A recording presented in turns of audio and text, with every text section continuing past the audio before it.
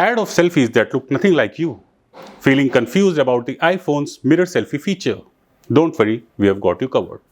I am Hemant, you're watching Candid.Technology, and in this video we're going to explain how to turn off mirror selfie or inverted camera feature on iPhone.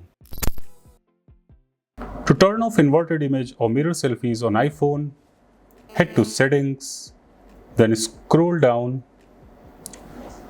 head to Camera, scroll down a bit, and then turn off the toggle in front of mirror front camera. Now we'll show you how this function works. We'll head to Camera,